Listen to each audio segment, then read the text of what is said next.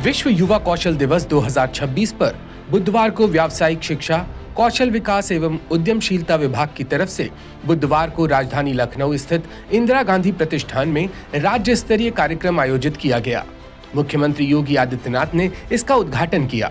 इस दौरान उन्होंने कौशल सारथी और कौशल सेतु मॉड्यूल लॉन्च किए। सीएम ने कौशलम पुस्तिका का विमोचन भी किया। इस मौके पर मुख्यमंत्री ने उच्च वेतन पर नियुक्ति पाने वाले और उत्कृष्ट प्रदर्शन करने वाले 21 युवा आइकॉन को सम्मानित भी किया। सीएम योगी ने कहा कि उत्तर प्रदेश के युवाओं को रोजगार उपलब्ध कराना एक बड़ी चुनौती थी, लेकिन हमने इसे कर दिखाया है। यूपी का नौजवान यूपी में काम पाए, एक कल्पना थी, लेकिन आज साकार हो रही है। पिछले 9 वर्ष में ये डबल इंजन की सरकार ने यूपी के अंदर 9 लाख से अधिक नौजवानों को सरकारी नौकरी दी है। 9 लाख से अधिक। कोई नौजवान ये नहीं कह सकता, कोई नौजवान ये नहीं कह सकता कि उसको सिफारिश लगाने की आवश्यकता पड़ी। कोई नौजवान ये नहीं कह सकता कि पैसा देकर के उसका सिलेक्शन हुआ है। कोई सिफारिश से भी नहीं। हर नौजवान की मेरिट नौकरी। ये सरकारी नौकरी है। 3.25 करोड़ नौजवान या कारीगर आज अपना स्वयं का एमएसएमई यूनिट का संचालन कर रहे हैं या वहां रोजगार प्राप्त कर रहे हैं। 3.25 crore, 96 lakh MSME unit UP के पास है, जो यूपी को कभी पहचान दिलाता था। मुरादाबाद का पीतल उद्योग, फिरोजाबाद का ग्लास उद्योग, मेरठ का स्पोर्ट्स का उद्यम, भदोई की कालीन, लखनऊ की चिकनकारी। मैं अभी आ रहा था, जब मैं प्रदर्शनी देख रहा था जो एग्जीबिशन लगी हुई है, एक एग्जीबिटर के पास गया। कहां से? उसने कहा साहब आजमगढ़ से ब्लैक पॉटरी का काम कर रहे हैं। देखो ना, ये ब्लैक पॉटरी पहले भी थी। आजमगढ़ में साड़ी पहले भी थी, पिछली सरकारों ने उसे हतोत्साहित किया। जहां आज ब्लैक पॉटरी बन रही है, जहां आज बनारसी साड़ी बनकर के आज भारत की नारी की श्रृंगार बन रही है, उसी बनारस को पिछली सरकारों ने आतंकवाद का गढ़ बना दिया था, पहचान का संकट खड़ा कर दिया था। आजमगढ़ के नाम पर तो लोग होटल और धर्मशाला में रूम भी नहीं देते थे।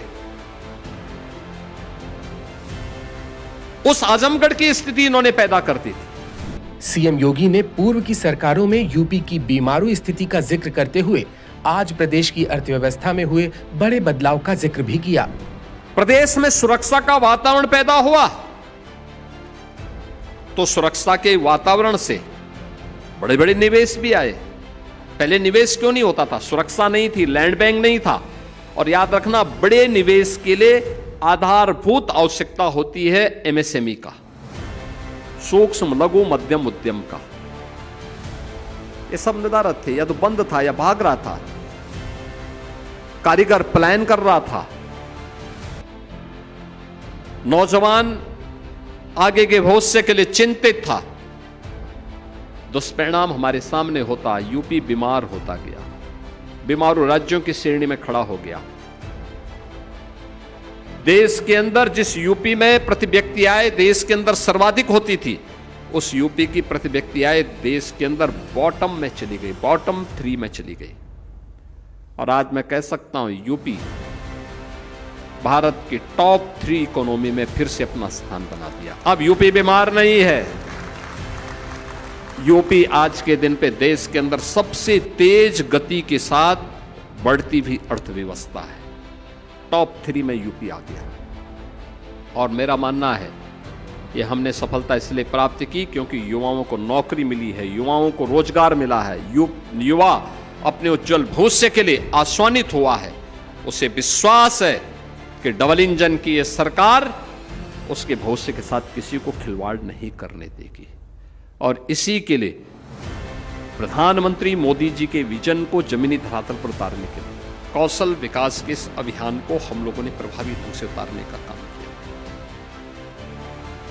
आज आप देख रहे होंगे यहां पे जो मंत्री जी कह रहे थे, आर्टिफिशियल इंटेलिजेंस का हो, रोबोटिक का हो, ड्रोन टेक्नोलॉजी का हो, स्पेस टेक्नोलॉजी का हो, 3D प्रिंटिंग का हो,